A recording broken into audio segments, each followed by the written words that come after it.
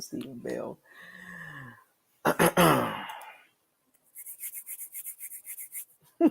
I'm back. What's going on, everybody? Welcome to Buckles Locker, Friday edition of Locker Room Talk. This is your host, Isaiah, aka Buckles Locker. Subscribe to the channel, like the channel, share all the videos.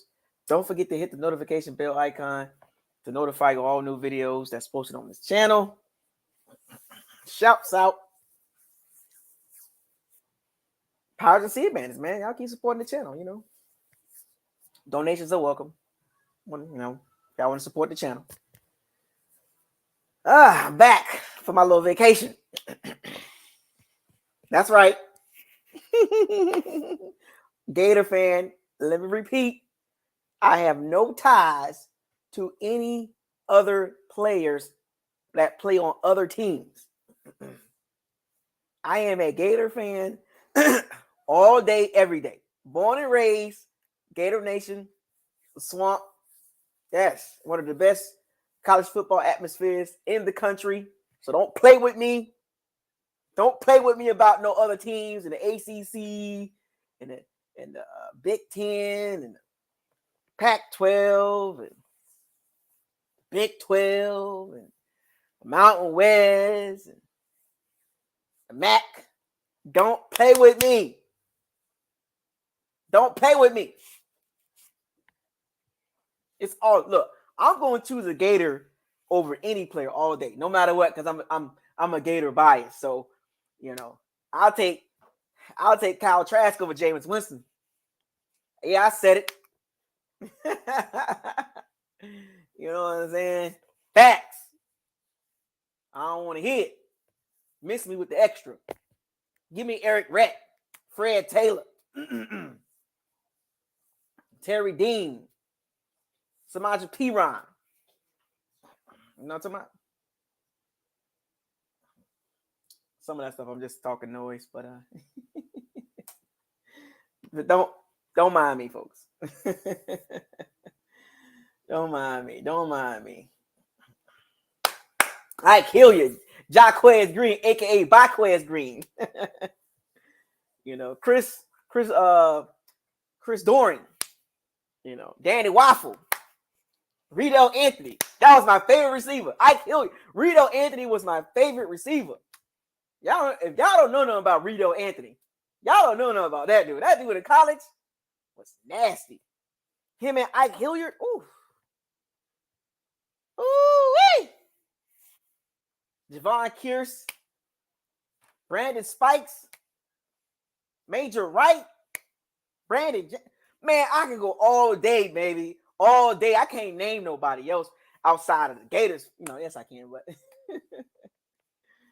yeah, man. I love to meet some Eric Rett. Shouts out to Eric Rett, man. What's happening? Let me give you some shout outs. Sal, Eli, 813 Sports, Michael Alexander. What up, man? Who that? Hey, you know what? Let me go ahead. Hey, for you Saints fans out there. Now, I live in New Orleans. You know what I'm saying? I live in New Orleans, right? I just got back from Tampa, Florida. It was great to be home. I had a good time, me and my daughter. You know what I'm saying? Vacation before she go back with her mom. Yeah, that's right. I'm a single dad. Single dad, fatherhood, all day. Father lives matter. So let me make this real quick for you New Orleans fans. I'm going to the Saints training camp Monday, Wednesday, and Thursday. I'm going to see what's going on because, yes, we play y'all in week 2, so I am doing my advanced research on the New Orleans Saints in person. So I'll be out there Monday, Wednesday, and Thursday scoping out what y'all got going on. I ain't wearing no Saints gear. I'm going to make that clear. I'm not wearing no Saints gear. I didn't get a chance to go to the Bucs training camp for the Military Appreciation Day because it was already full to the max capacity. I was told that you had to have the complimentary tickets in advance, and I'm like, oh man, and it's for season ticket holders that day and military. So I want to get back down there and watch some training camp or watch some Bucs practice. But since I couldn't make it to the Bucs training camp, well, I guess I live right around the corner from the Saints training camp facility. So guess what? I'll be there for 3 days out the week next week.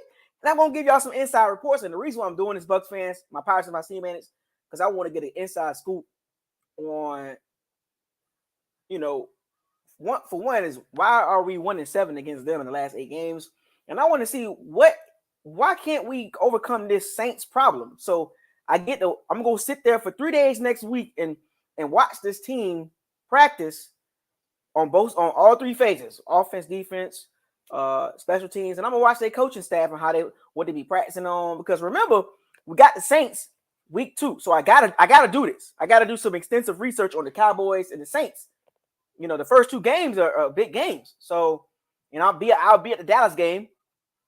So September 12th. So I'll be at that game.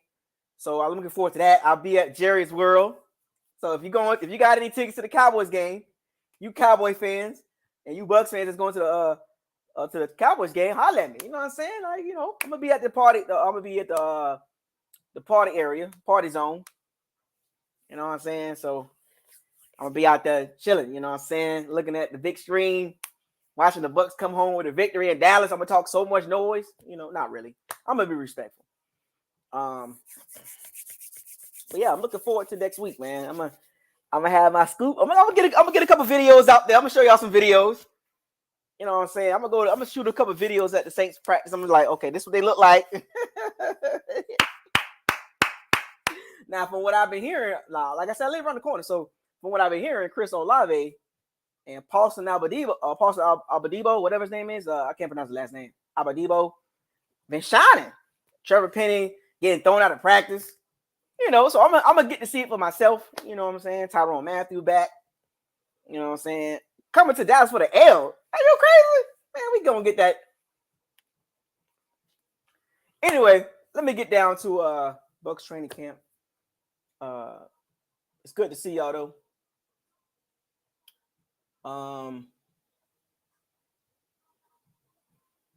So what we got to talk about? What we gonna talk about today? Oh, wait a minute. Now, great news. I get to see him in person. So great. Oh, Michael Alexander, you gonna be out there?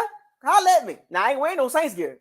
I'm gonna wear an all black shirt and some, whatever.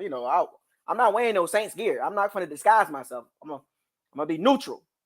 All black shirt, some shorts, and some regular tennis shoes. And I ain't bother nobody. I might wear a white t-shirt. I ain't wearing no Saints gear. Anyway, so great news in Bucs training camp. What up? Evening, Dub. Cypher, what up? All right, Cypher. All right, man. You better chill out with all that extra. We're gonna beat y'all this year. One time. We're gonna get y'all one time this year. So great news. For those of you that don't know, for those of you Pirates and Seabends that don't know, Chris the God is back at training camp. Chris Godwin is back at training. He was practicing today. That was a great sight to see. I was excited to see that. After it's been about 7-8 months since the surgery. He's out there running with no problem. Now, yes, he's running and all that, but I wonder if he's not going to play this. He's not going to play preseason. Obviously, they're going to send him out the entire preseason. But my question is, though, is they going to have him? Is he really going to play week 1? He got a brace on, but is he really going to play week 1? Because I watched a couple of videos that he was running. He looked good running. But it wasn't full sprints. You know what I'm saying? It was like nice little, he was nice little running. And he wasn't really doing no cuts like that. They was running some routes. What up, Grislow? He was running some routes and all that, but it wasn't like no full speed. They was kind of monitoring and see how I guess it was more about to see how he feels with the brace on, because he got to get used to running with a brace. You know what I'm saying? And it's good to see him in pads. So shouts out to Chris Godwin, man. Everybody's excited to see you back. I'm just curious I don't know if they're gonna ramp him up in the preseason training. because we're about a little over a month away, September 12th, right? And today is the 5th. So we are basically 5 weeks away from September 12th going to Dallas. So I'm very curious. Are they going to really try to push him out there week one? To be honest with you, I would be. What's up, Gaming Wizard? I'll be shocked. I'll be shocked if Chris Godwin's out there week one. I remember when the very first time I talked about this injury, I said November, December. And then when I heard the reports that he's doing pretty good, progress is doing good, the surgery went well, yada, yada, yada. It was a clean ACL tear. And it was like, well, is he going to be out till December, November? And I was like, yeah, I was with it, right? And then as we got closer, and it was like, Chris, I was fine. He's on track and all that. I'm like, okay. And then a couple weeks ago, I was like, wait a minute. I was like, week 4, 5, or 6, and he'll come back. And then now when I see him out there running, I'm like, could he really play week 1? Like, for real, like real talk. Can he really go out there? And granted, if he goes out there week 1 and plays, pretty much his normal snap count, I'll be shocked. Look, if he plays, I don't know how much he'll play, but if he plays the entire game, all the offensive snaps, I will be shocked. No. Let me retract. I'll be shocked to see him play week 1, even with him running in training camp and, running with the knee brace on and all that good stuff like that. But I'll just be shocked to see him play week 1. And as the weeks pass, I'll be less and less shocked. But week 1, I'll be 100% shocked if he plays week 1. Week 2, if he plays week 2, I wouldn't be so shocked. I'll be like 50-50 on that. And then week 3, I'll be like, okay, that's a possibility, 25% chance, whatever. And then week 4, I'll be like, all right, he's coming back for real. You know what I'm saying? But I know they're going to take it slow. I know they don't want to rush him back. And somebody made a comment earlier. I think it was on Twitter or one of the Facebook posts. Somebody said something about the injury probability or the possibility for re-injuring your ACL is higher if you are, back to full speed 7 months. It was something like that. Like the chances of you getting re-injuring your knee, your ACL, is higher when you within 7 months or 8 months, something like that. So back into activities, but they say you could be back 7 months, but you're taking a risk of re-injuring that ACL again, or that knee, or any part of that knee, that PCL, MCL, UCL. So I'm not a doctor. I was just reading it. And I was like, oh, so you could play in 7 months, 8 months, but the chances of you re-injuring that is much higher versus you waiting until 9 months. So that's crazy, and shouts out to the doctors, the Bucs doctors, man. Like, shouts out to y'all, man, getting that man ready and running within 7 months or 7 months, you know what I'm saying? So, it's a great sight to see. And also, now that's great news. I know we all excited about that, Evans and Godwin and Julio and Gage and whoever else they keep, the other 2 receivers, But unfortunately, it's just as good as we got good news today. I just found out Evans' hamstring injury.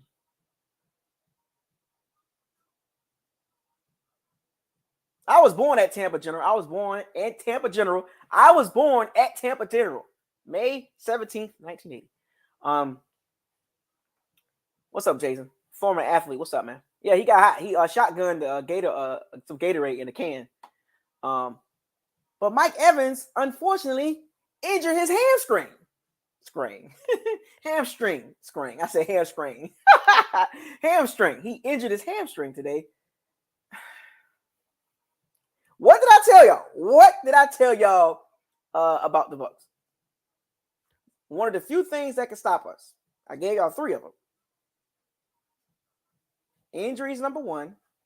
Rams, Saints. Those are the only 3 things I'm worried about.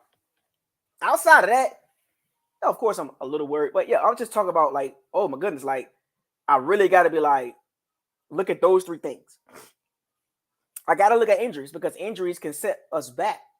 Yeah, we got depth at certain positions, but remember, starters to backups, there's a drop-off. So let's not act like if a starter goes down and that backup comes in, we keep the same level of play. Now, remember, we got a top 5 roster. So we should be able to sustain injuries. Once again, we can't have it both ways.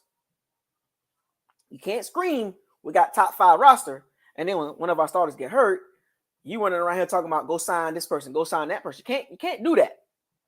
You got to rely on the roster that Jason Light put together, right? So you can't have it both ways and say, well, our draft picks are fine. And then say, no, we don't need him to play right now. We got to sign somebody else. We got to sign a veteran. And I had to rethink about this too. I'm like, with the Robert Hansel situation, yeah, they could go sign JC Treader, but they haven't signed him yet. I don't know if they even talked to him, and I'll get back to the Mike Evans situation, but everybody was quick to go sign a veteran, but turn around and say, oh, our roster's fine. You can't have it both ways, Bucs fans. You can't have it both ways. You can't say we got a top 5 roster, and then when somebody get hurt, forget who on the roster. Let's go get somebody else. You got to trust in Jason Light. He's made some good picks the last couple of years. Now the Kyle Trask situation, I think that's in question. That was a second round pick. That could have been O-line, D-line, you know what I'm saying? Running back. But that was we'll get to Kyle Trask in a second. But let's get back to Mike Evans. He tweaked his hamstring, so I don't want to hear anybody say go sign OBJ. You know what I'm saying? I don't want to hear that. I don't want to hear Bucs fans talk about, oh, let's go sign Odell Beckham. So you mean to tell me every time somebody get hurt, forget who's on the roster, go sign somebody else. And then if they do that, then you claiming them like they actually Bucs, but they ring of honor. Like, come on, man. Like we gotta rely on our roster, our actual draft picks to step in. You know what I'm saying? And we are top heavy, let's be honest, but we got some young guys that's been sitting and waiting in the wings, got to give those guys a shot. You know what I'm saying? But he tweaked his hamstring, and those things can be a problem. and we don't need this. We don't need this. Look at the first 4 games. Cowboys, Saints, Packers, Chiefs. Man, like,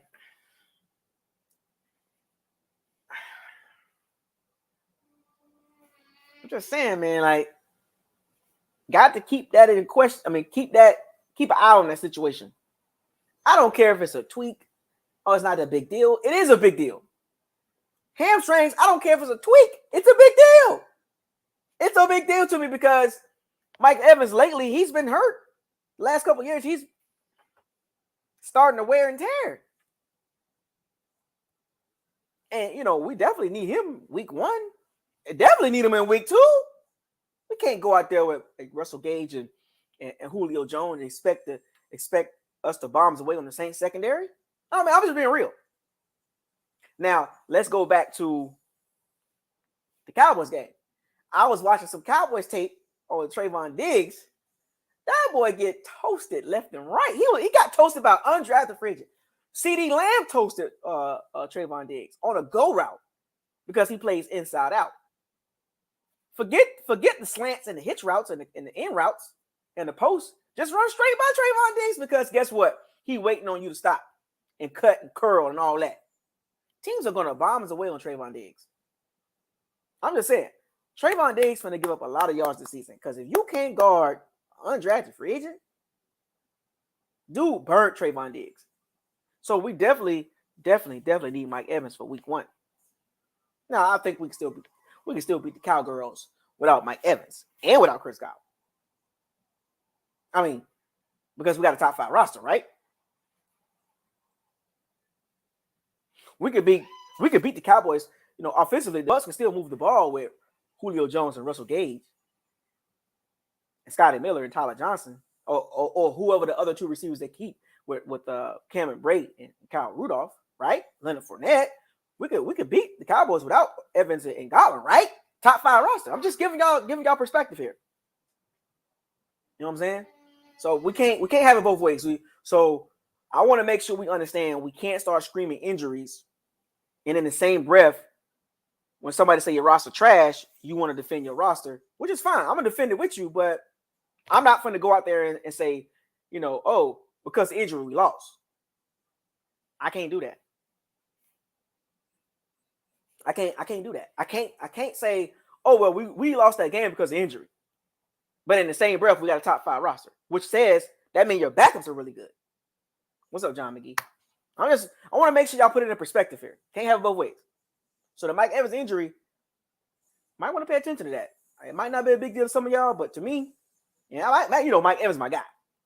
He's my guy. I'm hard on Mike Evans. I am hard on Mike Evans. He's my guy. He's my favorite receiver. So his injuries, we can't have this. Now, I don't know what he was doing, but this happens. It happens. You know what I'm saying? And folks, please do not underestimate this injury. This injury could be lingering.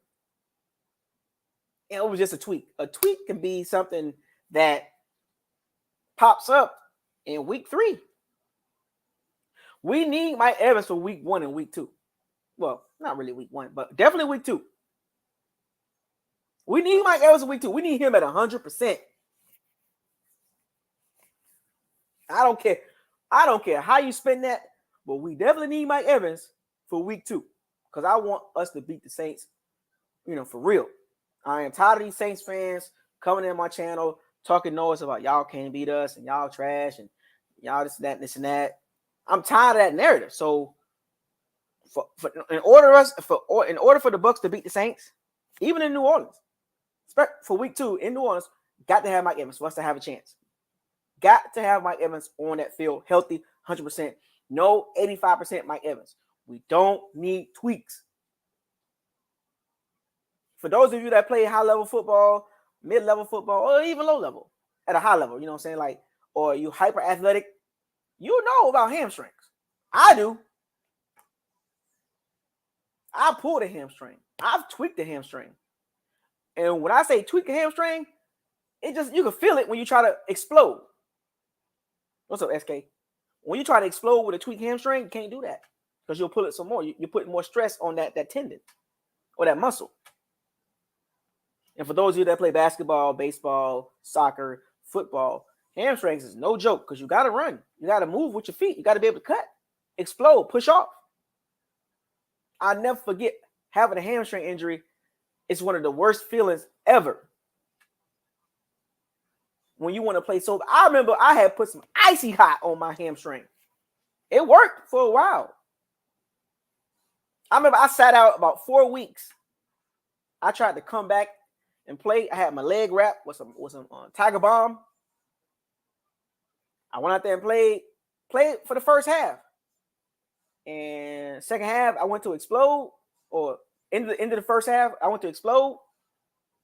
My hamstring I re-injured my hamstring, and I was out for the rest of the season. So, and that was a full hamstring pull. So, and I even played with a tweaked hamstring. It's not really hurt, not really healthy, but I played with a tweaked hamstring, folks. It's a nagging injury. And don't expect to see Mike Evans play any games. If he does, I'm talking about preseason. It's only 3 preseason games, so I don't expect him to play none of those. Not even a dress rehearsal in week 2. I don't want to see Mike Evans until week 1. He got 5 weeks to make sure this tweaked hamstring is not a problem, because I don't want to hear about Mike Evans' hamstrings come week 1. I don't want to hear it.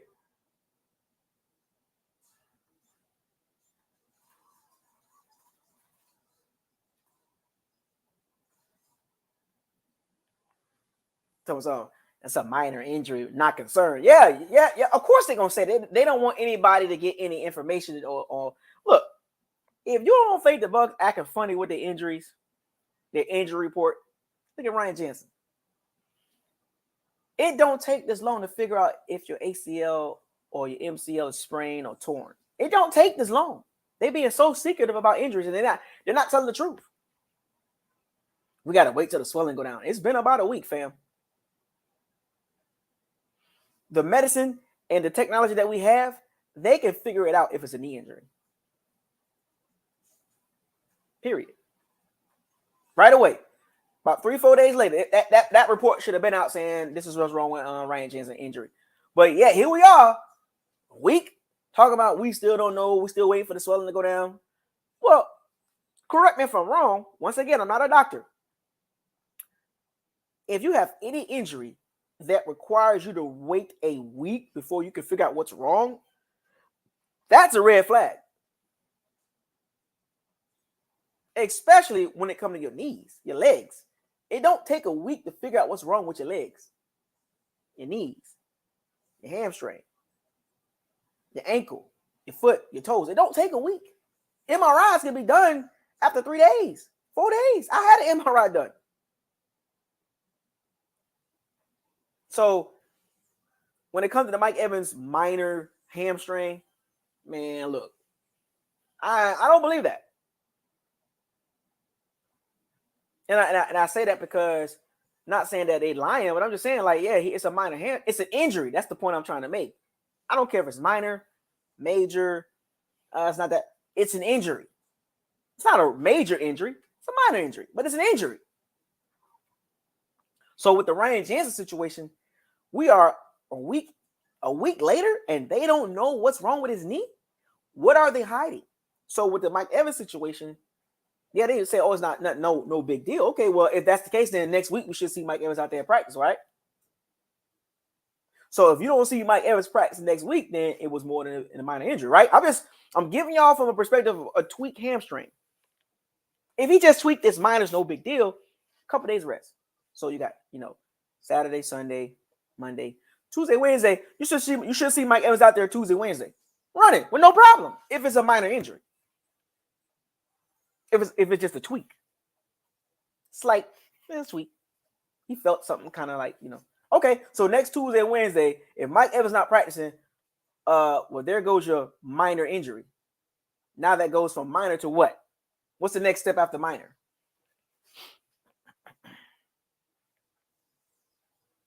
I'm just saying. I'm just trying to get y'all to understand, like, when people report injuries, that's just face value. Now, I always say, take things with face value, but certain situations, you have to kind of look at it. Like, when they said Ryan Jensen's, his knee, he injured his knee, I was like, okay, cool. There's the face value. Okay, I saw the video. That looks pretty bad. That looks really bad. That looks like a minimum of 6 weeks. At a minimum.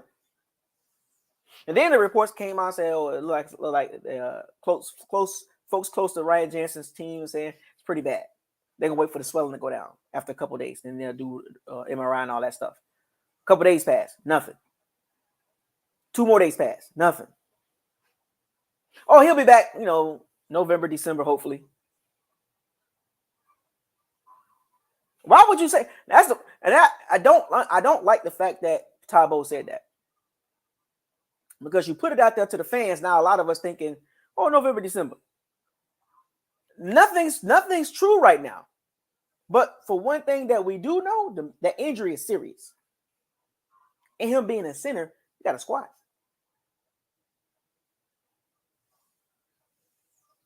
At a minimum, he's going to miss. What's it? 25% is what? 4 or 5 games. So he's going to miss about 30 to 35 to 45% of the games at a minimum. So if you count from September to November, let's count this. September 12th. We know he's not playing the first 4 weeks. We already know that. September 12th to October 12th. That's 4 weeks. October 12th to November 12th. That's 8 weeks. So I said 6. So let me change that. Let me scratch that. November 12th makes 8 weeks. Week 8. Well, he talking about November, December. You putting information out there thinking now the fans running with that. It would have been better if they would have got the results, then put it out. The fact that he put that out there before the results come out, before the official results come out, it's like, can't do that, man. Because if you look at some of these Bucs groups, oh, he'll be back in November, December. What? Where do you get this from? Well, Tyler Bowe said that. What did the results say? Well, we ain't got the results yet. So why are you running with that? You can't take that with face value. You can't take what Todd Bowles just being optimistic. He's been around football for a long time. He's seen how serious that injury is. He knows how serious that injury is. For him to say November, December, like, well, if that's the case, then we would have known the injury already. But the fact that we don't know the injury, major red flag. Come on, Todd Bowles. You got to do better than that, man. You can't put misinformed information. You can't misinform the people. You said November, December. Now the Bucs, some of the Bucs fans running with it. So going back to the Mike Evans injury, oh, it's a minor injury. No big deal. Okay, Todd Bowles. Okay, Todd Bowles. Okay. You said minor. Just the same thing you said about Ryan Jensen. Oh, he'll be back November, December. Well, I'm not running with that until I see the actual facts or with my eyes. Hashtag, what does your eyes tell you? So when I see Mike Evans out there next week practicing, running around with no problem, all right, Todd Bowles, you good to go. But until then, if I don't see him out there next Tuesday, Wednesday, it's not a minor injury. Now, if you've been overly precautious, okay, I get that. But with the Ryan Jensen situation, come on, man. Come on, man. November, December, dog. Without getting the MRI results, what makes you think that he's coming back November, December? What evidence do you have? We all saw the video.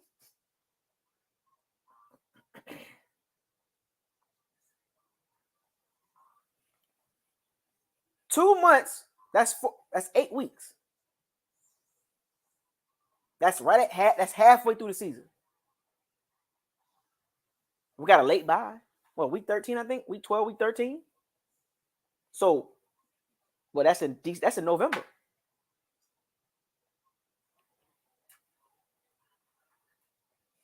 I'm just saying, folks. You gotta be careful.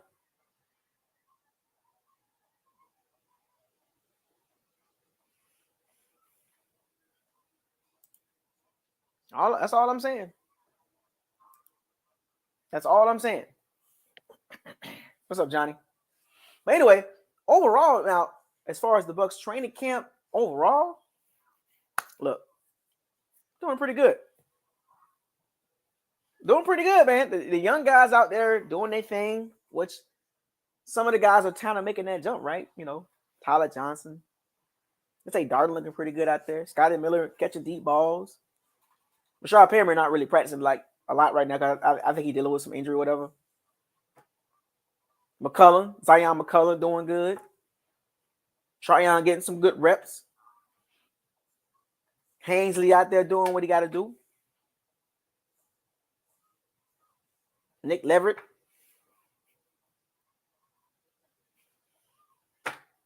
I mean, come on, man. Like, Antoine Winfield playing the slot. Murphy Bunting on the outside like he should be. Tompkins returning punts along with Jalen Darden.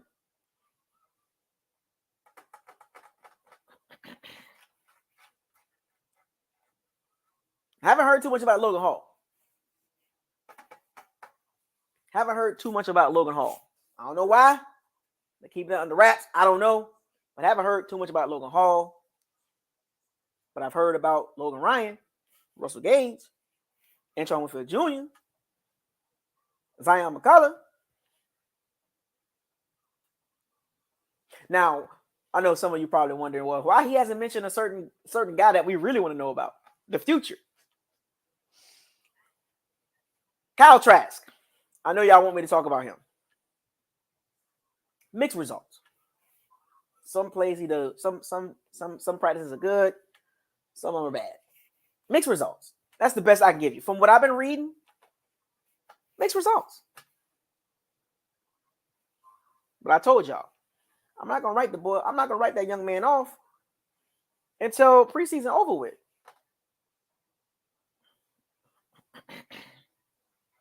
That's all I'm saying. I'm gonna wait till preseason game number 3 is over with, and I will give you my actual evaluation with my eyes. I'm going to watch every Bucs preseason game. I'm going to watch all his snaps, and I'm going to give you what I see. What else? What does your eyes tell you? Don't go by what everybody else telling you. You watch the tape. You watch Kyle Trask against the Dolphins. He's going to get plenty of snaps, so you're going to have a lot to look at. Because we're about to find out if he's ready. Now, according to some of the reports, they want some picks. Every quarterback throw picks in practice, from the best to the worst.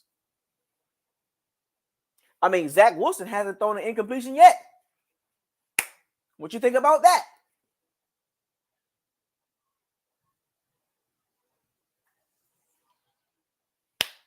I mean, if we're gonna go out there and say, yeah, Zach Wilson's gonna be this top 5 quarterback, he hasn't thrown one incompletion in practice yet. Kyle Trask throw some picks. Oh, he trash. What? So if we're gonna keep that same perspective in Kyle Trask, then Zach Wilson about to be a beast. Zach Wilson about to come in his second year. He about to Patrick Mahomes, y'all, with Elijah Moore and Denzel Mims and and his receivers out there. Garrett Wilson, who I like. Watching my favorite receiver. Garrett Wilson, the rookie. Zach Wilson about to light it up with Michael Carter and Breece Hall, which I wanted the Bucs to draft. Find a way to get him. Breece Hall, the running back. Don't be surprised. Breece Hall do good. Don't be surprised. Also, James Cook looking good out there in Buffalo. I'm just saying, you know what? I'm not going to do that. I'm not going to do that. Y'all know that running back situation, we're good with Rachaad White. I'm just saying, Rachaad White looking good too. So we got, hopefully, Rachaad White, just saying, the last couple of drafts, we kind of skipped over some running backs. Like, all right.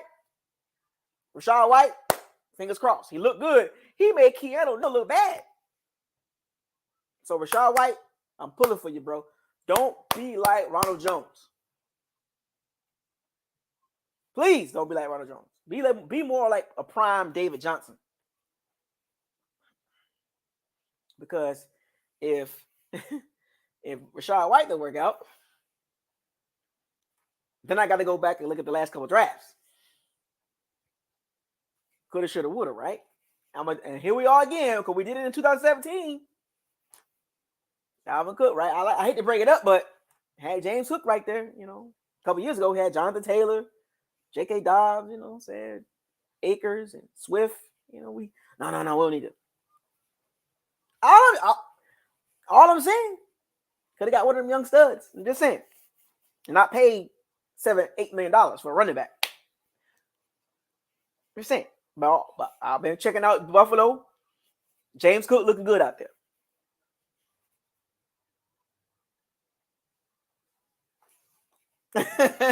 Whatever, man. I'm just saying. Anyway, what else? What else I want to talk about?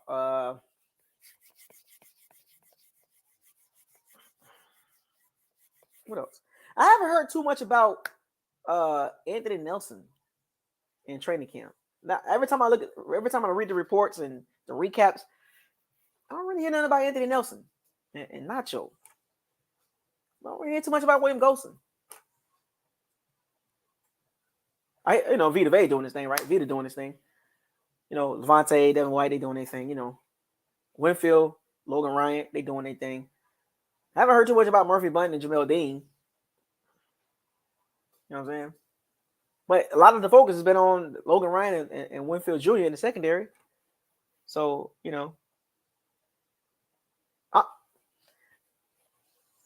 training camp didn't start today. I want to make sure disclaimer. Training camp didn't start today. I'm talking about since day one up until now. I'm talking about consistently doing good. I don't see that from the guys I just named. Oh, I haven't heard that from the guys I just named. Because every time reports come out, this is what the report's about. Brady, Fournette, Evans, Julio, Russell Gage, Winfield Jr., Logan Ryan, Rachaad White doing some things, McCullough doing some things, Scotty Miller catching some balls, Tyler Johnson doing some things, Levante, Devin White, Vita, flashes of, Tryon. Where's the rest of the guys? Why don't we get reports on the other guys?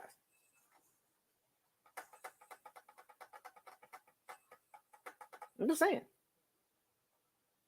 I'm not saying they're not doing good. I'm just saying I want to hear more. I want to hear more about those guys too, versus the same 10, 12 guys. I'm just saying. And remember, the defensive line is very important this season. Are we going to end up top 10 in sacks? Of course. Now the question is how much of those sacks are going to be just rushing for?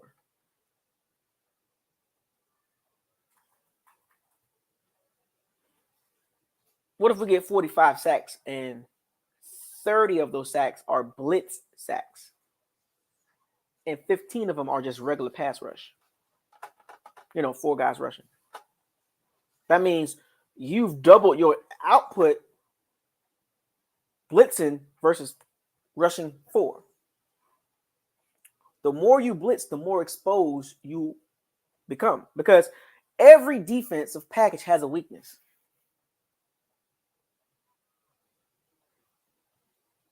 Every defense has a weakness, just like offense. So when you choose a type of defense, a 3-4, a 4-3, 4-3 in, 4-3 out, 3-4 hybrid, a 5-2, dime, nickel, bear front, 4-6.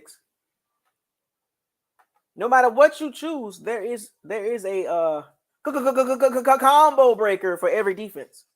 So when you are a high risk defense, like the Bucs are, blitz, 60-70% of the time you're blitzing, you're leaving your secondary out there to get bombed on, which explains when you look at the Bucs secondary stats, 20s. In the 20s. Pass defense in the 20s. Somebody said 3 years in a row. Mid-20s.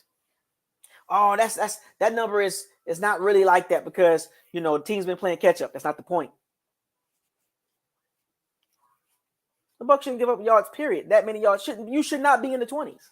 Period.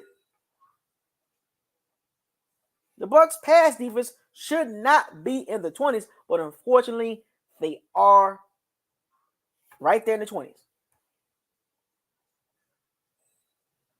Because the pass rush got 47, had 40-something sacks. Top 10 in sacks, 3 years in a row. The secondary, 26. Or in the 20s. Like, you can't have it both ways, Bucs fans. You can't say, the secondary is good, but what your eyes tell you? You can make yourself believe that, but I think a lot of us that actually, we get it. Secondary is not horrible. Then I want to say middle of the pack, but the numbers don't show that.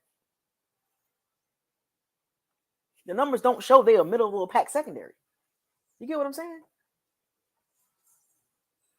The numbers don't, because we don't have a top tier cornerback on the team. I know Carlton Davis is trying to get there, but Carlton Davis is our best cornerback, middle of the pack. When you look at the cornerback list, when they ranking cornerbacks and they talk about cornerbacks and all this, I don't see Carlton Davis' name up there. But they ain't sure don't see Jamel Dean and Murphy Munn up there.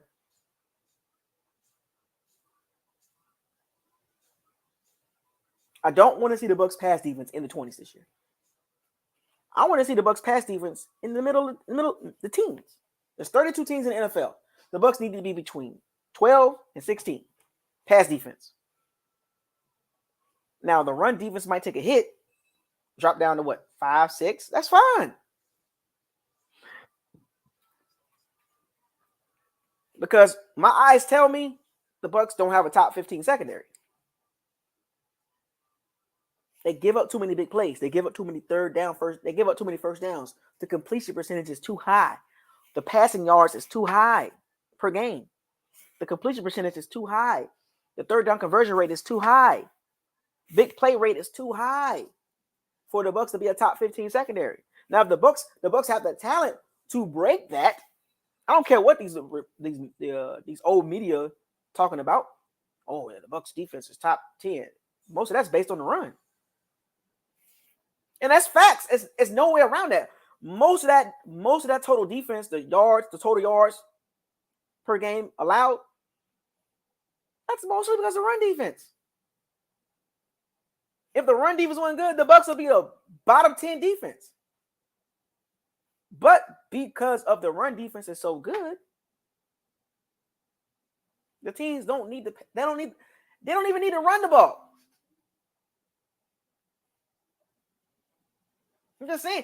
I'm just saying, you can convince yourself that the Bucs secondary is top 15, and that's more, no disrespect, but I disagree. Now, they have the talent to be top 15, or that 10 to 15 range. They have the talent to be right there. But as of right now, until proven otherwise, until my eyes see what I need to see, I can't put them in the top 15 secondary. I can't do that. I can't do that because it's Tampa Bay Bucs. I can't do that. I got to give it to you from a football fan perspective. And I'm hard on the Bucs because, you know, the expectations, because I know we got major talent, right? But certain areas is not playing up to where they need to be. And the secondary is one of them. That's my biggest issue with the Bucs team. It's not the receivers. It's not quarterbacks. It's not running back. It's not even really O-line, to be honest with you. It's the secondary.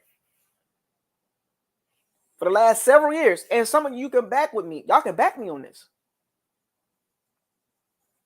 For the last several years, we've seen this secondary give up big play after big play after big play. Like, what's going on?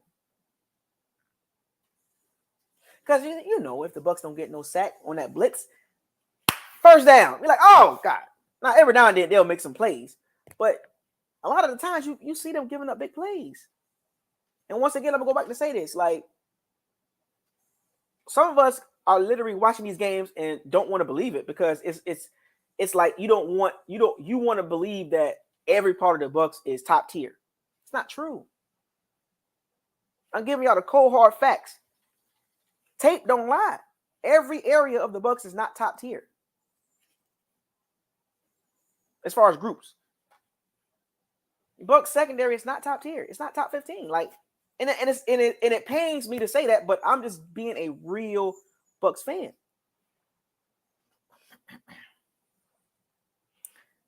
No team is scared to throw the ball on the Bucs.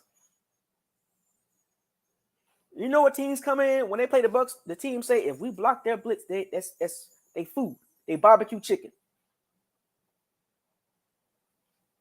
When teams play the Bucs, if you watch how teams play the Bucs, the way they call plays is if we block their blitz, they barbecue chicken. Let's not act like Todd Bowles is running some crazy, like when I say he's running something totally different from when he ran in the Jets or Miami or when he was with the Eagles. You know what I'm saying? Like, Todd Bowles, most of his defense has been the same no matter where he's been at. Yeah, there's some tweaks and peaks here and there. But if you go back and look at Todd Bowles' defenses, it's pretty much the same. This year they added Keanu Neal and Logan Ryan to be a little more exotic with Winfield Jr. and Logan Ryan because they both can blitz the quarterback from the slot. But what happens if you block them? Barbecue chicken. Todd Bowles didn't reinvent his defense. The reason why he couldn't give them the whole playbook because the concepts was too difficult for the first couple of years. It took the Bucs 3 years to understand his defense. Remember in 2019, 2020, the Super Bowl, you know what I'm saying? last year, you kind of seen where the Bucs defense started to kind of like, okay, they started to understand what Todd Bowles trying to do. And even at that point, look at the pass defense, which explains why they had to go get Logan Ryan and Keanu Neal. That was the weak part.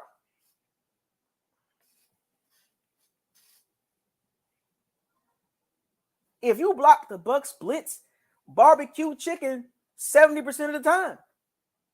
And that's just watching film. Let's just go back and watch last year's film. What happens when the Bucs blitz don't get there? First down.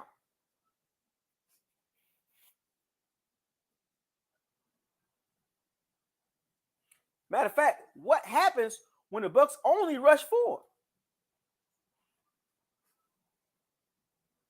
Where is the dynamic pass rusher? And this is what Joe Tryon and Logan Ryan, the young energy that we need on that line. Logan Hall's length and youthfulness. Joe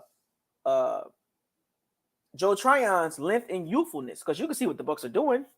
Logan Hall, 6'7". Joe Tryon, 6'5". And don't be surprised if they draft another defensive lineman next year, which I think they will. Obviously, they're gonna draft O-line next year. Interior, obviously. But we gotta have some speed on that line. And yes, of course, the line and the secondary go hand in hand.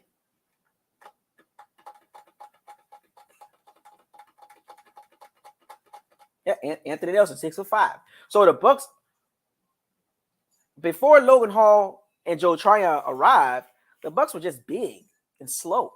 But now with the addition of Joe Tryon and Logan Hall, the Bucs are younger and quicker. That's why it was very, very, very pivotal for the Bucs to draft D linemen back-to-back years. You need some explosiveness. You need some youth. You need some juice on that D line to grow. And I wish they would have drafted 2 defensive linemen this year in the 2022 draft. They had a chance. They had got Logan Hall, and Travis Jones was sitting right there. Perion Winfrey was sitting right there. Well, Perion went to the Browns, I believe, right? Perion Winfrey went to the Browns, and Travis Jones went to the Ravens. Watch how good they be.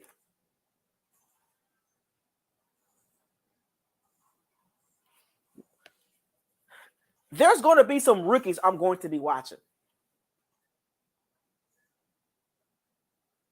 There's going to be a couple rookies I will be watching specifically this year. Perion Winfrey, Travis Jones, James Cook, Breece Hall, to name a few. Trey McBride.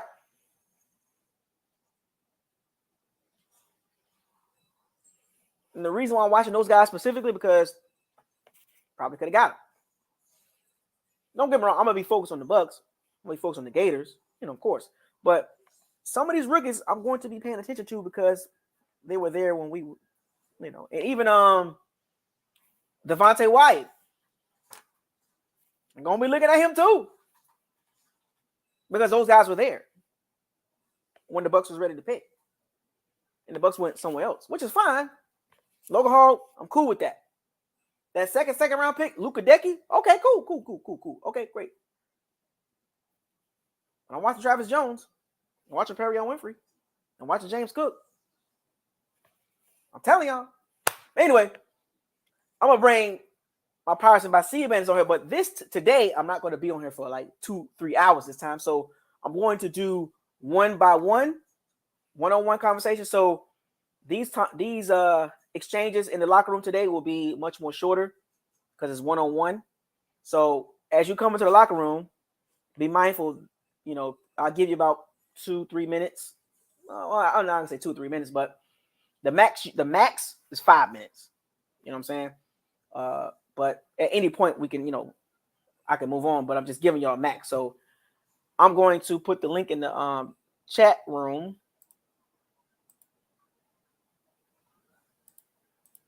Who's going to be the first to talk about whatever you want to talk about?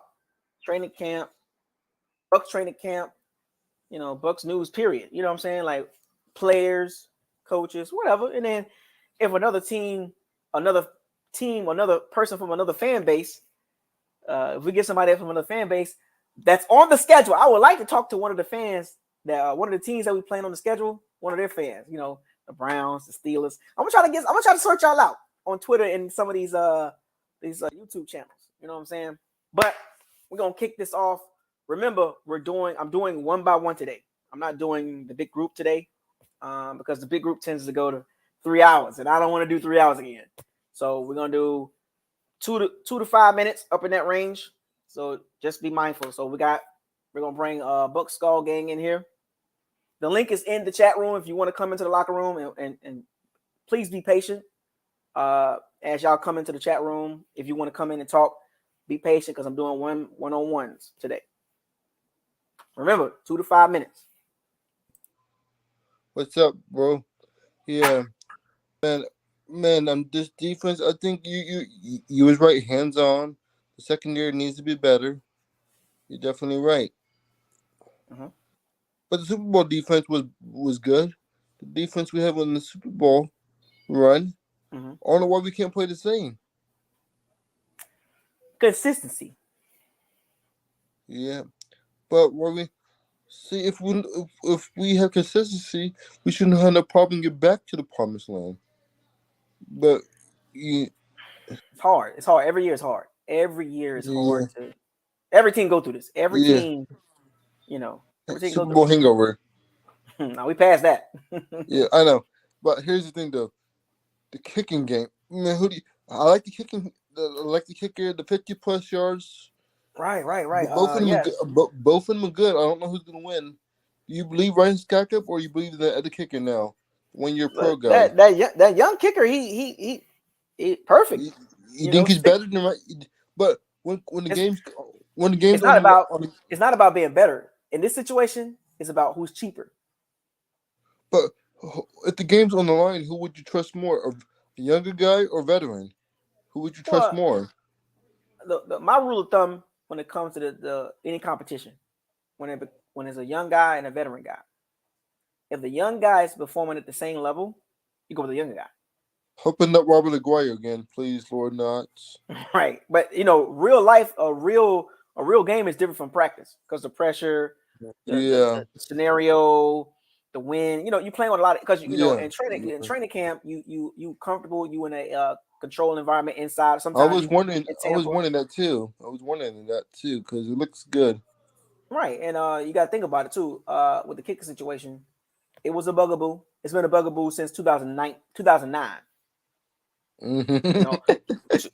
Since 2009 to do your research.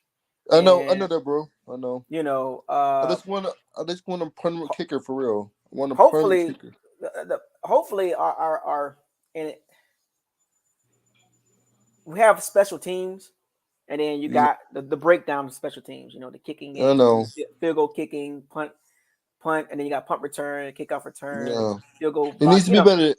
Everything needs to be better.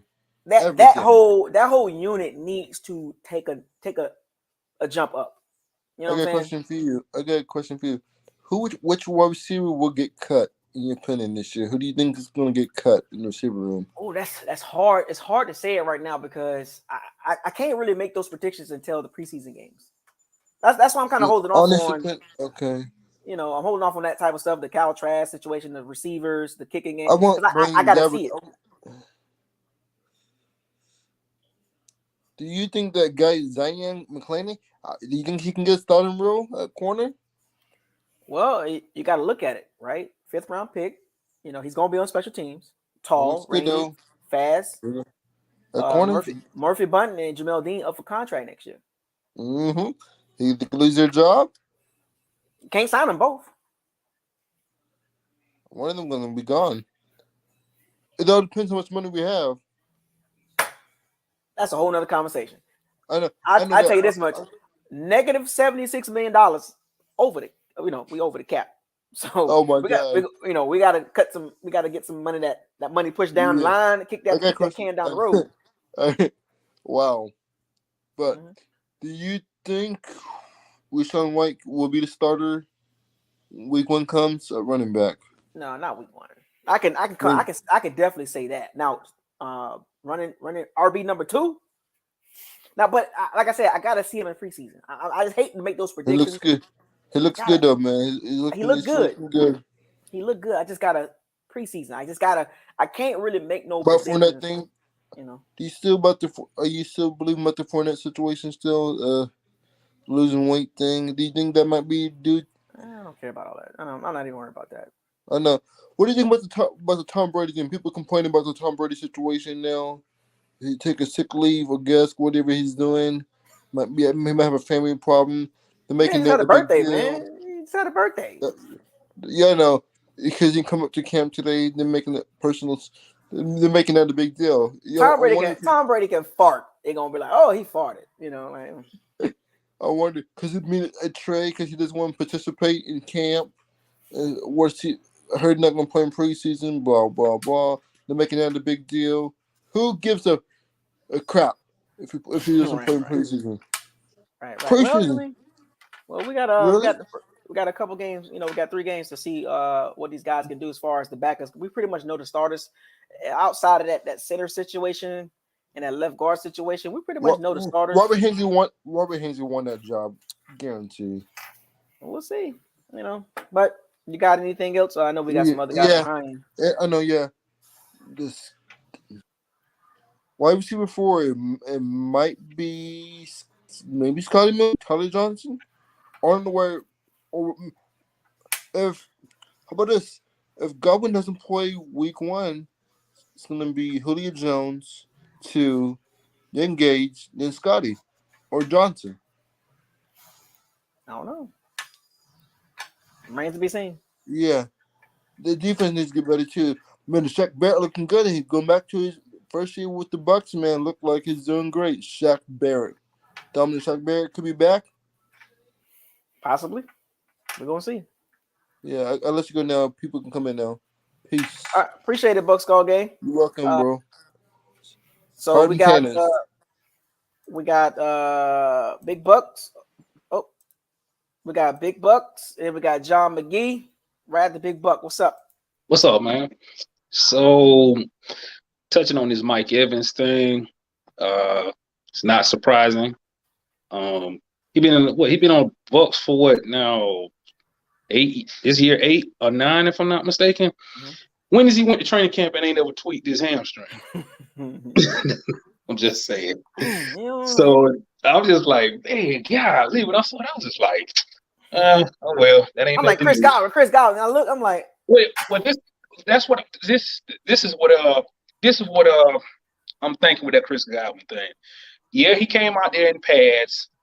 But did he do 7-on-7 and 11-on-11? He just went with the position group and did. Yeah, he was. Yeah, I still don't think he's gonna play week 1. That's me. I mean, you already signed him to a contract. Why rush it back? I tore my ACL when I was 16.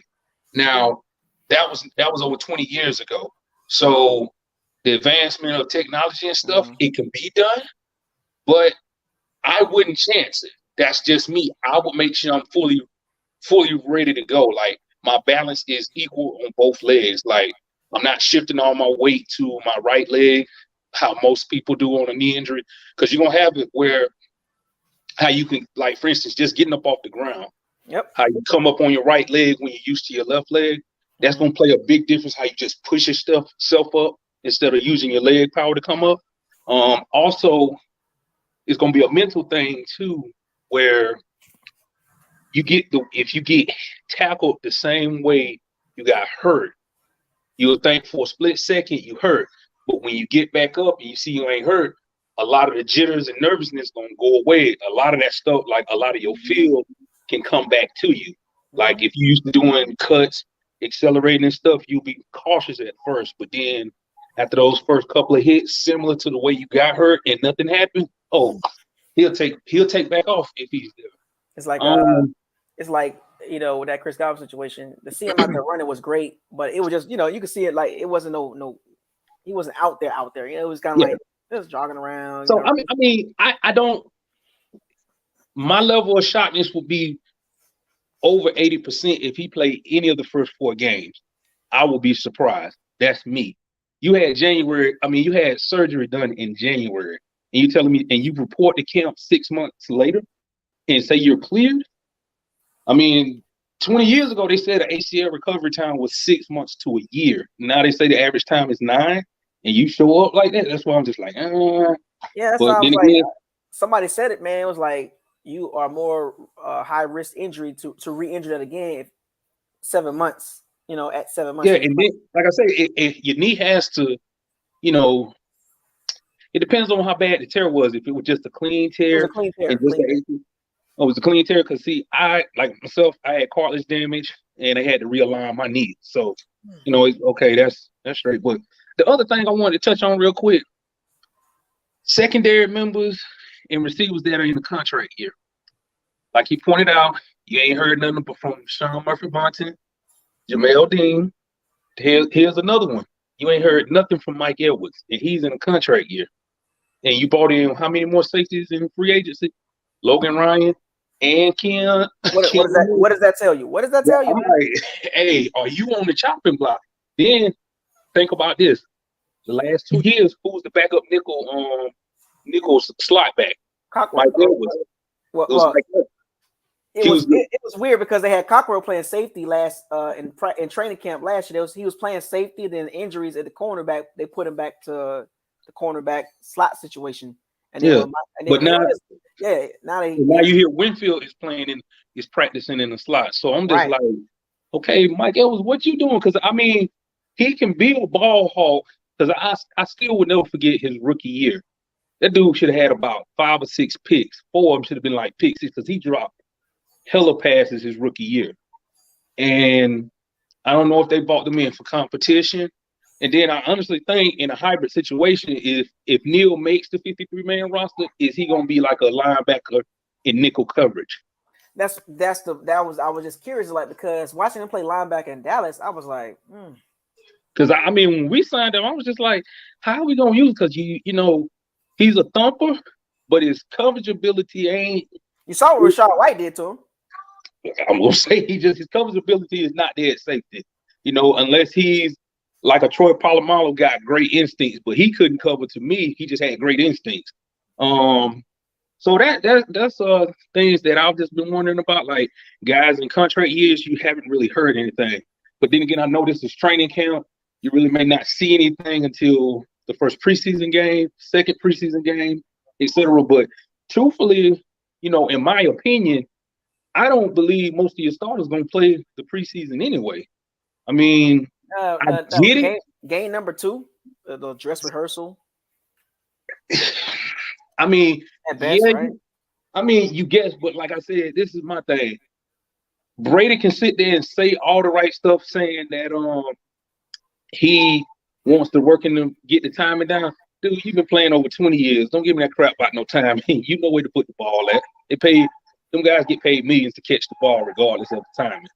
Now, I did find this funny with all the stuff that came out with the Dolphins owner and stuff, that Brady was off. Tampa immediately said that he's not going to play in the week 1 preseason game. I said, well, dang, is he going to even travel with and they're going to Miami for joint practices next week? Mm-hmm. Is he even going to travel with the team next week? So I'm just like, the next time you're going to see Brady in Tampa is week 3. Because the first 2 games are away. Yeah. So he gonna probably get 2 weeks off because then they going to Miami and Tennessee. There's gonna be joint practices with both, right? So you probably see him in Tennessee. Right. So you'll see him in Tennessee then. We won't see Tom Brady in Tampa until week 3. Yep. And I seriously doubt he'll play. So that's gonna be interesting, man. Yeah. Interesting. I mean, it's just like I said, hold on. Put this dirty dog in. But what's so crazy, like I said, the players that are on contract years, I would certainly expect to hear more from them. You know what I mean?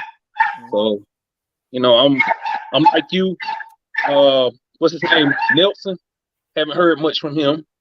And like I said, I'm just waiting on week 1. That's all I'm waiting on. And I'm definitely gonna be watching preseason closely. Yeah, I'm definitely gonna be doing that myself. Like I said, I think you should. I mean, at this point, if you got over 10 years and you're on the Bucs rosters and you're a skilled player, preseason ain't gonna really mean much to you. I err on the side of caution. Yeah, you can play a series or two and that's it. But I mean, I want these guys healthy for the season. Like if you get hurt, I'd rather you get hurt in the regular season. At this point, if you a tenured veteran, I'd rather you do that. You know what I'm saying? So, Okay. like I said, I'm just ready to see how this safety position that's I'm assuming is an open competition. I'm ready to see how that plays out. Like who's going to be the starter in the packages, how that's going to work. That's what I think nobody's really talking about. That's going to be I think that's going to be a big key issue in my opinion. It's going to be the safety and the dime packages and the slot corner. I think that's something we really need to pay attention to. And you hit on it. If teams can block our blitz, payday, barbecue chicken all day, Cajun style. I've seen it too many times. Yeah. So you got anything else to wrap it up? We got a couple guys behind you. No, other than that, we'll see what happens. You know, when the first preseason game is played, you know, we'll just get an idea from that. And why do I keep talking about trash? You know, no, well, look, we got Sal 319. He's a couple guys behind you, so I'm pretty sure when I bring him on, he's gonna be the first to talk about it. So yeah, I ain't got nothing to say. I ain't got no judgment on it. All right. Take it easy. Appreciate it, man. All right, John McGee. I see you, Tobias. Tavis. Well, Buccos. What's up, man? What you got for me? Man, basically everything he said is pretty much what I wanted to ask anyway. Like Big Bucs is pretty good. He talk about some good stuff. Yeah, I want to know, like, man, I love it, man. I just love it. And my focus is like, what do you think? Like, how's like my perspective is like, how you think the season gonna go with some injuries like Ryan Jensen and probably Chris Godwin, maybe Mike Evans hurt. Like, how you think the season's gonna be when those guys are out? Look, those are three vital pieces to us getting to the Super Bowl. Whether we want to, you know, Right. no disrespect to Robert Hainsley or Tyler Johnson, Russell Gage, Scotty Miller. You know what I'm saying? Not even Julio Jones. No, but we got to have Mike Evans and Chris Godwin. If we want to get to the Super Bowl, we got to have them. And Ryan Jensen, no disrespect to Robert Hainsley, but that's a huge drop off. Let's be honest. That's a huge drop off. Whether you want to look at it, that's not. Yes, it is. You know what I'm saying? And you made, like you said, you made a great points about the secondary. How I've been saying for years, and Buck, I've been following you for a little minute myself. We both been saying about the secondary and the defense, but especially the secondary, how the secondary has not been productive as well as the pass rushes on linemen and defense on linemen. If that makes sense. Yeah. So I mean, it works. It works. I just feel like it works hand in hand. You know, it works hand in hand. It's like a cheeseburger. You know what I'm saying? You got to have the cheese and the burger. You know, to make a cheeseburger. And you know, the meat, right. the meat. The analogy, right? The meat is the D line. Right. You know, and when that's not well done or medium well, it tends to make the sandwich taste nasty. So yeah, I think about it. The secondary is like the dressing. It's like the extra. You know, it's like, oh, you got to be able to cover for a certain amount of time. Now, in today's NFL, which is a passing offense, right, the Bucs are the opposite in strength. They're strong in the front, but not so in the back. It should have been the other way around. You know what I'm saying? So, in today's NFL. I know exactly what you're saying. So, you're right. And you think, what's that guy? I ain't heard nobody say this, but you think Blaine Gabbert's going to start over Kyle Trask in the second string? I hope not. And I'm gonna hold off. I'm like that too. I'm gonna hold off on my prediction until preseason game number 3. When that game is over, I'll tell you what I think with that situation. Okay. And it's just so much. I ain't gonna be too long. I got something to do too. But what I'm trying to say is, okay, like in the tight end situation, you think we'll be fine in tight end? It's one of those committee situations. There's not going to be like no alpha tall, like alpha. Like, look, let's make this clear with the tight end situation. Do not think that you're finna get a Dallas Goddard or Andrews or Kittle or Kelsey or Waller. We're not even close to that production. So I'm hoping as a committee, 60 catches, 50, 60 catches as a total. Yeah. As all of them. Okay. All right. I can't think of anything else right now. That's all I really want to say. Appreciate it, man. Yeah, You have a great weekend. I just love Bucco's Locker, bro. Appreciate it, man. Thank you for the support. Keep doing your thing. And thank you for the news. I will, man. I've been a Bucs fan since 2007. I ain't turned back since. That's what's up, man. Good to see you. Yes, love sir. You, man. All right, man. What we got here? Oh, you already know what time it is. I would talk about Alabama, but it's the wrong show. How's it going, Isaiah? Oh, man. Look, I'm doing fine. Yeah, a couple of things here. I do think they should give Kyle Trask the majority of the snaps, see what he has.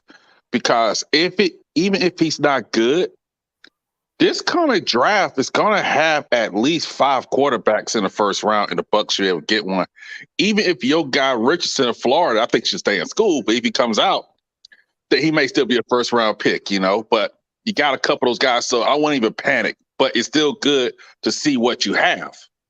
The thing is, like with Mike Evans being out, what happens is, one, they signed Julio so they won't have to depend on Julio Jones. The past couple of years, he's been out, missed a lot of times with soft tissue injuries. He's getting older. He doesn't have much left. He's a Hall of Famer, but he's not the Julio Jones of 2015. And what if Mike Evans is out, and I think Godwin should take his time getting back, that means Julio gets bumped up. Russell Gage probably gets bumped up to number 1. Now you're seeing number 1 cornerbacks. And we know there's a difference between you going against the number 3 and the number 1. And the Bucs are up against it week 1 at Dallas, because Dallas could move the ball. The Saints and the Saints could play them straight up, Wow. And I just think that, want fans to think about that. And Mike Evans should take his time coming back, because a tweaked hamstring ain't nothing but a pulled hamstring. It's just a dressed up term, Pretty much. Yeah. And one thing is about the defensive line. Joe Tryon actually has a lot of pressure on him this year. Because the Bucs don't have anyone that can beat you out with quickness on the defensive line. It's a lot of effort, guys. I'm not knocking them. This is what they are. But a good pass rush from 4 makes your secondary better. And they like you said earlier, it's cool being number 1, number 2 against the run, but we're in a passing league. All you got to do is be top half against the run and be able to get a stop. But the main thing is getting to that quarterback, getting him off his spot and put him on his butt. That makes it easier for your secondary. Right. And so I just think that in my one thing that I've heard none of these pundits speak of, I know Tom Brady's a GOAT quarterback, but he did turn 45 a couple of days ago. I just remember with Peyton Manning's last year, Brett Favre, those two, they were playing well. Their Father Time just tapped him on the shoulder, and that was it. So I hope Brady gets through this year, but that has to be a realistic concern there. And I just surprised not that many pundits have brought that up, That is true. I asked Aaron Rodgers, do you see yourself playing till 45? He said, absolutely not. Yeah. Yeah. And I think I think what happens, I thought the Shaq Mason trade was good, but I have to see him play for the Bucs first in meaningful snaps. Right. It's bring any free agent. Hey, I got to see him. Like even Brady came, I got to see him play for us first. And so one thing that might hurt the Bucs, like y'all talk about the running back position, who's the number 2? Gio Bernard is about to retire. He's over 30. Who's going to be the number 2 if Leonard Fournette pulls a hamstring or twists an ankle? Sean White, maybe? We can go get Peyton Barber. Yeah. People keep saying, you can find a running back off the street. No, you can't. Most of these, these teams getting running back second, third round. They're not trying to be cute and wait till the sixth round. They're smart, everybody. Because that's the perfect time to get them because you don't have to pay them. So just get that guy. Let him take those carries because if Leonard Fournette came into camp out of shape, he gonna battle that all season long. And what if he pulls a hamstring? Gio Bernard was never a bell cow back. Then you had to pay on that rookie. I just think that's a question I think that people gotta look at. But I'll close with this, man. I think the Bucs will have a good year. I don't know their Super Bowl team because I think that Ryan Jensen thing is going to hurt them because that's communication up front, and also Mike Evans' injury is worrisome because that's a hamstring, and Godwin with a knee because Godwin is Brady's most trusted receiver, and I think I just think that they'll be a playoff team. I still think they'll win the division. But I just don't think they're head and shoulders above everyone in the division right now as the media makes them out to be, And that's, I just want to say thanks for taking my call and everything. And, hey, good luck to you. Keep the show going, man. Appreciate it, man. Salute. That man made some good points, man. Yeah, okay, there you go. You next. All right, okay. We going down the list, man. I know I ain't gonna take too much time, but I follow like 5 different other Buccaneers podcasts, and some of those like are actual the beat writers and all that for them.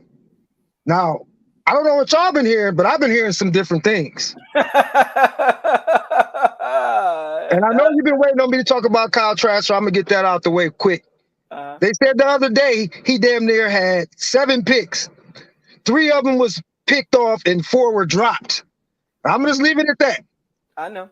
Because I promised we would wait till the preseason. Right. Okay. Now I'm going to tell you about who I've heard been flashing.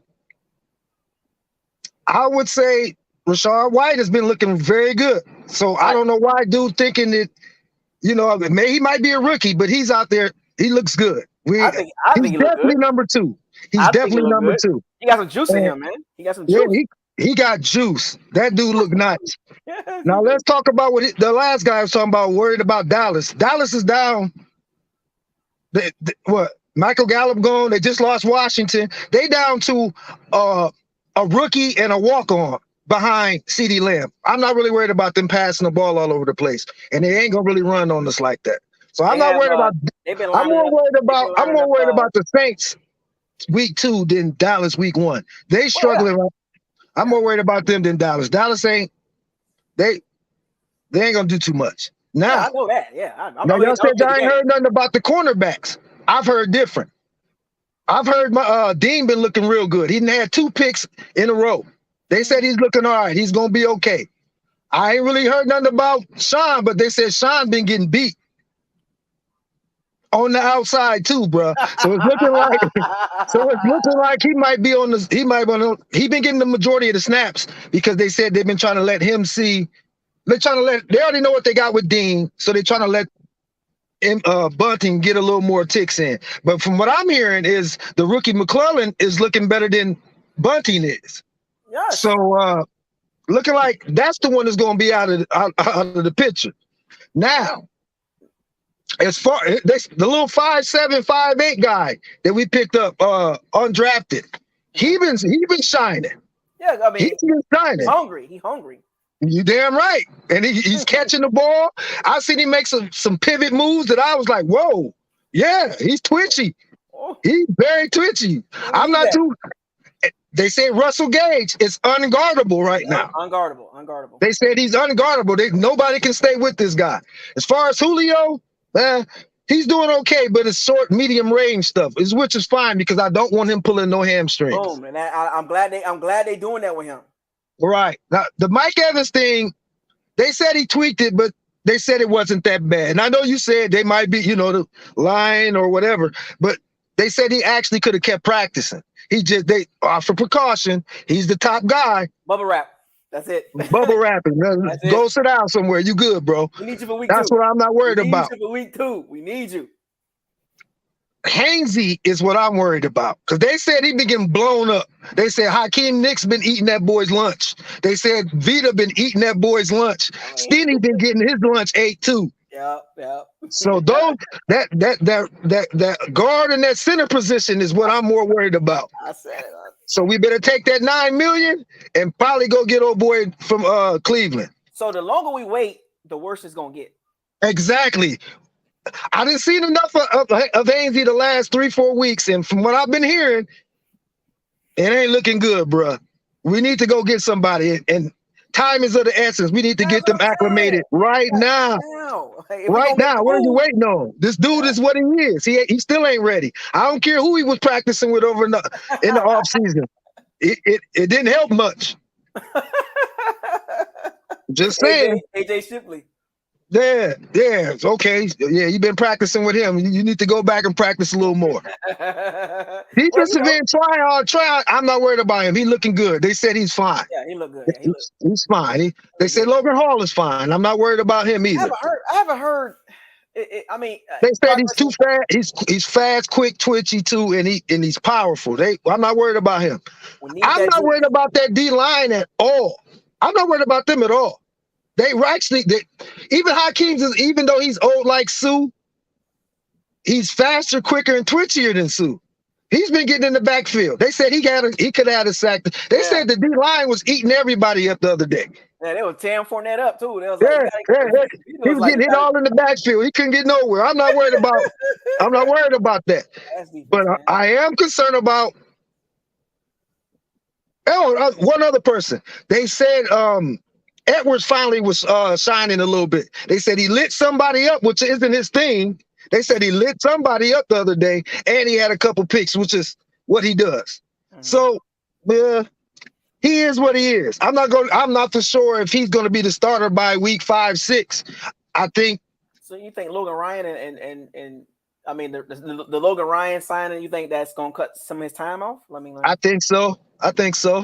But I would rather. I don't know why they putting Winfield Jr. in the slot. Yeah, put it back there. I'd rather have Logan Ryan in that slot and put him back there or switch off. They're interchangeable. Yeah. And I think Keanu Neal gonna be okay. He gonna be the head. He gonna be the head hunter. Rashad White was giving him the business, man. But that's what I'm telling you about Rashad White. He's better than what a lot of us think. Now I'm like you. I'm like you. I wanted Bryce like a mug too. I like Bryce. I mean Brees. Brees is nice, but hey, if Rashad White is just as good, that's fine. You know, we cool. He number 2. Right. But all this other stuff that we panicking about, I think is nothing to really panic about except those that center position and that guard right next to him. We might be in some trouble right there because they've been getting their lunch 8. That's all I've been hearing. Now Luka Decky, the second round pick. They said he did all right, but he gave up a couple plays today and yesterday too, and he was mad at himself. They said he had an outburst because he was, which I like that in him because they said that shows you he's competitive and he don't like getting beat. Right. So fine, okay, I roll with that. Well, but as far as the D line is helping the O line out and the interior. Yeah, because they ain't gonna. That's about as good as they gonna face, bro. So hopefully that helps. But I still say we need to go get Trotter.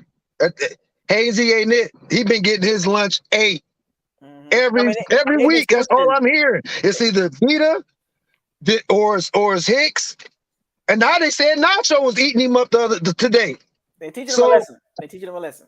Yeah. So is he gonna be good enough week 1? Well, here we go then. But you gotta think about it. Well, the staff say they believe in Hainsey. So it's like they supposed to say that. Fam. They supposed to say that. What your eyes tell you. Hashtag.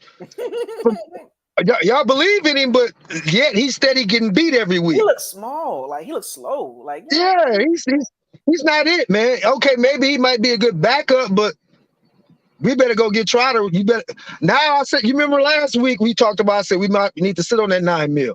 Now we might have to go spend a few dollars of that and get a center. I'm curious though. with the preseason game next weekend, which is be the that'll at that point it'll be 3 weeks till week 1. Right. September 12th. Right. At what point do the Bucs they're gonna give it one game and be like, all right, let's make the call, or they're gonna wait? I mean, like, I don't know. Now make the call now so the guy can get acclimated, and give Hainsey the reps of that first game. If he ain't it, it's time to move on and implicate the guy that we picked up, because he ain't it, man. He's not gonna be good enough, and Brady ain't gonna be happy with that. He's not. You see the D lines we got to face. You see the D lines. Yeah. You see it. Just as good as the one that he's getting ate up by right now. So, no, he got to go. He got to go. And I'm telling you, that interior line, man, that's it's scary, man. I ain't too worried about the other guy that we got from New England. Yeah, he's fine. He's fine. Yeah, he's a little small though. That's the only thing about him is he kind of small, but short arms too. Yeah, so hopefully he'll be okay. But that other guard on the other side and that center, those are the major changes. Everybody, now before I go, I just gotta say, as far as the receivers we gonna get rid of, it's Scotty. He's gone, man. He's gone. He gone. We can't pay him, and we got walk-ons doing just as good. But man, that little dude 5'8", he looks good. He's better than Scotty. He looks better than Scotty, and he's catching. He ain't just catching long balls. He's catching anything, any route they give him. Everything, yeah. And they said he going across the middle, going up high, catching stuff. They thought one pass was gonna be a pick, and he went up there and got that thing, man. Scotty gone, and if Brashard, he been hurt. If Perryman don't get back, he might be on the block too, because we ain't finna pay him like that. I think I would rather go with these young guys that we seeing. And I don't know, Tyler maybe, but because he been looking good. But I think Scotty and Brashard Perriman, if he don't come back, those are the two that's on the chopping block. Because them little young dudes is killing. They've been eating at practice. Somebody gonna pick him up. Whoever get cut. I say we use him as trade bait. What? Dallas needs somebody right now. They better bang our line, man. We got receivers to spare, and they shorthanded. So I don't know what that last guy was talking about. They hurting right now as far as wide receivers. Right. All they got is CD Lamb, and he got a case of the dropsies. He been burning Trayvon Diggs. Oof. Oh, that ain't okay. Well, what's new? Yeah, he was getting picks, but if you look at his stats last year, he was getting burnt more than any DB in the fucking league. He would get burnt. He's known for getting burnt because he goes for the pick. He tries to jump the route too much. Maybe they'll have him dial it back a little bit, but okay, yeah. CD been eating him up, yeah. But everybody was eating him up after they figured him out. But as far as Dallas, I'm not worried about them. I can't wait to the game. Because I live down here. I'm 15 minutes from the stadium. You gonna be at the game? I'm gonna be. No, the tickets was a little too steep for me. I'm gonna be outside though. You gonna hear me? I know. I'll be there tailgating bright and early. I'm gonna be looking for you though, bro. Yeah, I'm gonna get out there early. Yeah, but let me go, man. I'll let the next guy go. All right, appreciate it, man. All right, peace, man. Got Aubrey. What's up? Yo, what's happening, man? You want some mac and cheese? What you want? Hey, man. Okay. Can you bring it to me? What's up, man? Hey, man. I'm sitting here listening to Sal. Sal took all the talking points, man.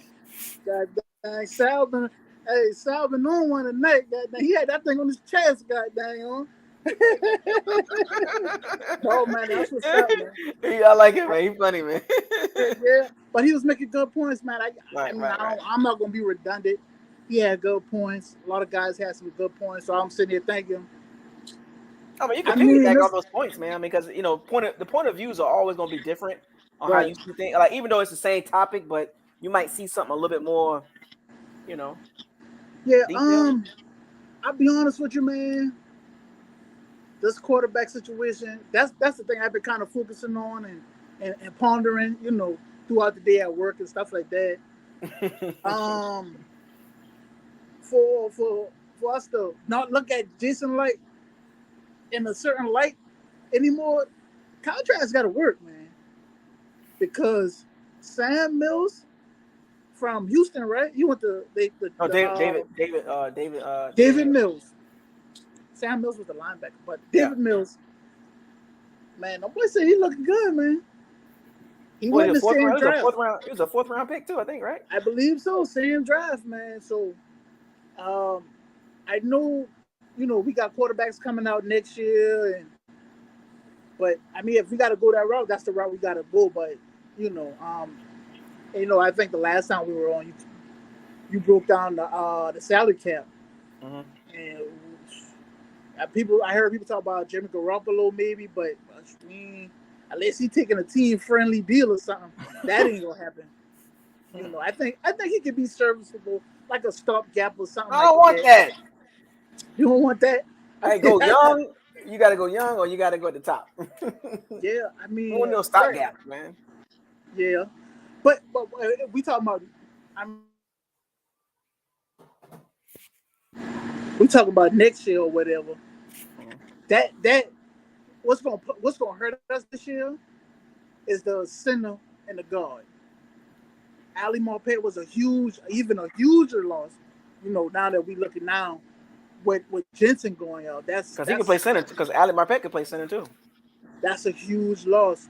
So that's gonna hurt us this year and even maybe next year. You feel me? And those young guys gonna have their chance to shine. But if they ain't looking good now, that means the quarterback next year, who gonna be behind them, probably gonna get ate up. So, right, man. That's my that's what my main focus. I keep bringing up the inside linebackers, the backup inside linebackers, the backup pass rushers.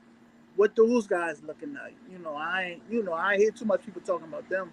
But I mean, if we be honest, every year Levante been a little, getting a little hurt, getting nicked here and there, and Minter had to come in.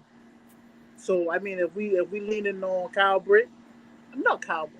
What was Britt? You talking about you talking about Minter or you talking about KJ Britt? KJ Britt, right? Mm-hmm. We leaning on him. We gonna see what he got this year. That's cool too, But our backup edge rushers. I mean, Nelson, Shaq, and Tryon. I mean, they gonna get a lot of snaps, but that good rotation, that's gonna separate you from everybody else. You feel me? Mm-hmm. So that's what I got my eye on. I think the cornerbacks, we gonna see that the front and the back end gotta work together. We gotta take a little pressure off them. We gotta take pressure off them. We already know what they're gonna be, man. We can't expect nothing new from them. We gotta take pressure off them. They ain't gonna be, stop. They ain't gonna stop a whole bunch of people. So we gotta take the pressure off them and get to the quarterback. So that's true. Like I said, man, I'll be looking. I'll go ahead and I wait for the college season so I can look at this quarterback, man. Because this Kyle, I'm hoping for the best for Kyle, but we gonna see what the preseason. After preseason, I'll be tuned to the dang on. Well, it's gonna be a long. We're gonna have a separate. Yeah. Yeah, I got you. I ain't gonna harp on that too much. We got to get to that quarterback, man. Yeah. We got to get to that quarterback. And that five, I think you say 5'8" or 5'9" wide receiver. I did see, I remember. I think was that Pewter Report talking about him, but I can't remember his name though. I know he's real short. So hopefully they keep him around. Bug. Johnson or something like that. Yeah. So hopefully they keep him around. If they want to keep somebody else, keep him close. Go ahead, talk to him now. Keep him close to the hip. Because I mean, when Mike got hurt, my friend texted me. I'm like, bro, you shocked? I'm not shocked at this point. That's okay, but on schedule. You feel me? So it's on schedule. You gotta keep these guys around, man. Right. But I mean, I can't wait for preseason, man. I'm gonna watch it closely, every snap. facts, big facts, man. I don't know if you got anybody else behind me, but I'm done, man. Shout out to you. Appreciate it, man. Keep the content coming, Bubba. Of course I will. All right. So, folks, we had somebody else in line waiting, and he dropped out. So I don't know if he want to come back on, but I'll give him a couple minutes if he wants to come back on. Twitch, I forgot it was Twitch something, just Twitch or something like that. Just one Twitch or something like that.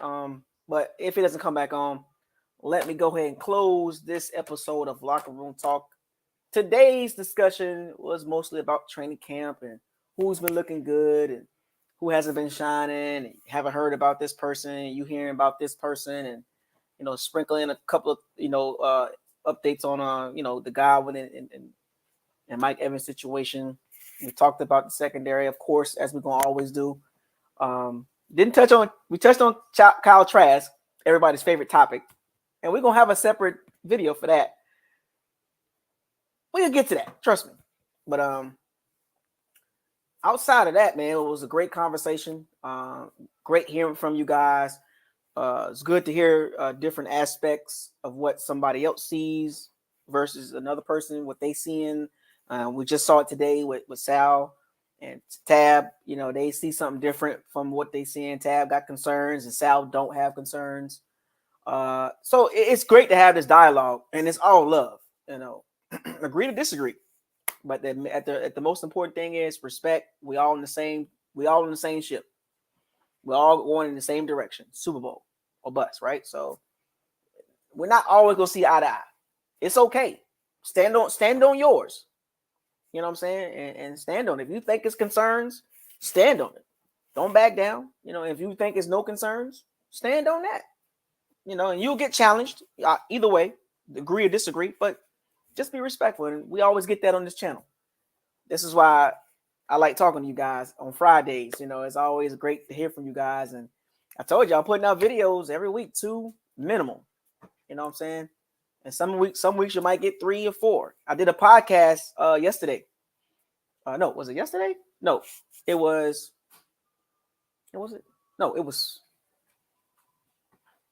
Saturday, I think. I did a podcast. So go check out the podcast on Spotify, Audacity, or Anchor. Sorry, Anchor. So check me out on Twitter. I talk back sometimes. I'm responding to more comments now when I get to it. So it's all love. So with that being said, shouts out to all the Pirates and Sea Bandits. Thank you for joining this week's episode of Locker Room Talk. Had a great time talking with you guys. Good seeing my regulars. I want to see some more new people. Don't be scared. It could be a little intimidating. I don't bite. Trust me, I'm nice. But with that being said, subscribe to the channel, like the channel, share all the videos. Don't forget to hit the notification bell icon to notify you all new videos that's posted on the channel. If you want to donate, the donation links are in the description box. With that being said, I want y'all to fire those cannons, seize the day, raise the flag, hashtag no risk, no biscuit, hashtag bombs away, hashtag facts over feelings, hashtag probability versus possibility, hashtag what does your eyes tell you? Hashtag don't get mad at me. Don't get mad at me. You know what I'm saying? And hashtag trenches matter. And hashtag Super Bowl or bust. Buckles lock out. I'll see y'all next week.